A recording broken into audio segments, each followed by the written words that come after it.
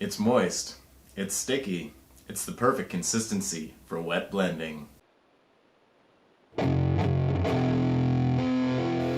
Welcome back to the cage! Wet blending. As the name implies, we're taking two wet colors of paint and just blending them together right on the surface, creating a gradient between the two colors. So, let's get into it. Start off, I recommend a textured surface, something like maybe a wolf pelt or feathered wing in this example. This is a wing from a dark Eldar Scourge or Scourge box set.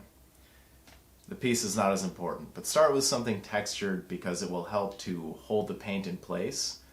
You want a little moisture on the brush, which we'll talk about, but you want to use thick, heavy amounts of paint. I'm using a thick amount of paint so it doesn't dry out on me so quickly, and it gives me a certain amount of work time. But you really want the paint to stay where you place it, and the more dilution you add to this, the more it's going to swim around on the surface.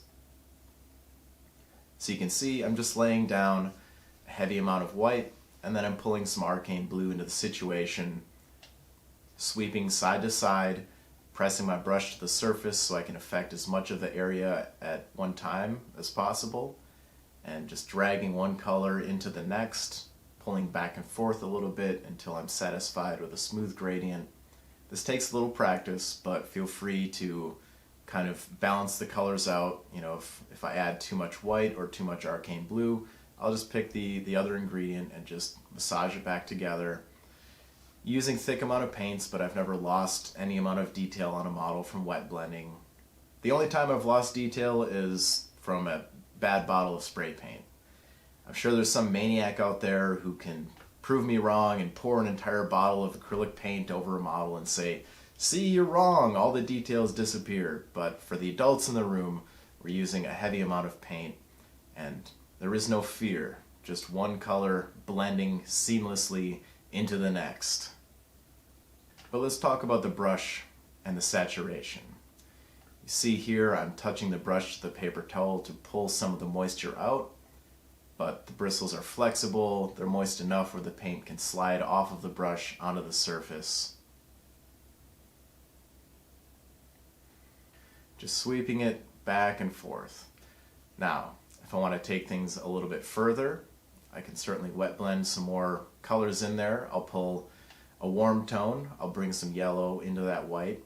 As the wing is kind of bowing out there, I'll make this more expressed area bright, and then I'll make the more recessed area a little bit deeper by pulling some cold blue into there, some coal black from P3.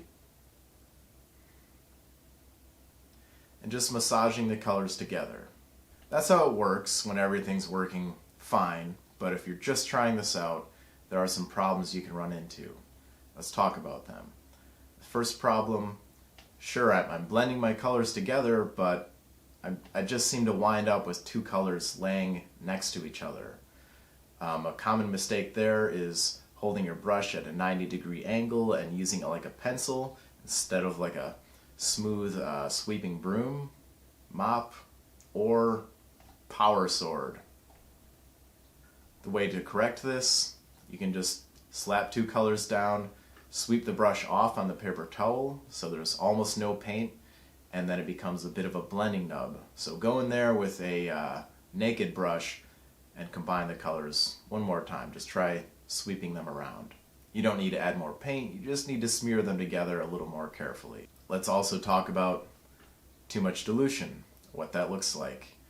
You end up just making soup on the model. You can see this heavily diluted paint is just kind of flowing all over the surface, where the paint I laid down in a thick, kind of sticky consistency is holding its place.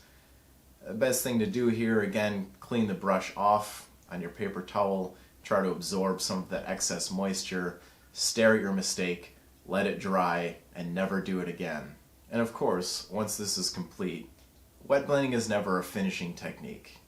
If you're happy, I'm happy, but I always just kick my models off this way and refine things with our more traditionally viewed techniques.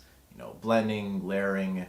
I can also throw a wash down on top of this to kind of marry the tones, sink into the crevices, After that's all dried up, a little bit of edge highlighting can pull some of these details back up and in place, but you see how quickly this whole process goes. A night or two of practice on some spare pieces of a kit, again, a wolf pelt, maybe a feathered wing. A model's bases are a good place to start. You can get pretty chaotic, and just try combining and mixing tones together on the surface. Add a little bit of color psychology to it, like in the recesses I want to have cold shadows. In the expressed areas, maybe I want to have some warmer highlights, so throwing some blue in with your deeper tones, or just using blue, or some warmer, brighter tones in those lighter areas. We'll add a little bit of zazz to the situation. Boy, we love zazz. I hope you enjoy this video. Please let me know your comments and concerns below. And just a reminder, everything that you do right now, painting-wise, there was a time when you didn't know how to do that, right? So embrace the fear, stare it right in its gaping maw, and try wet blending. A little bit of practice, make a lot of bit of perfect. Something like that. But either way, no fucking fear.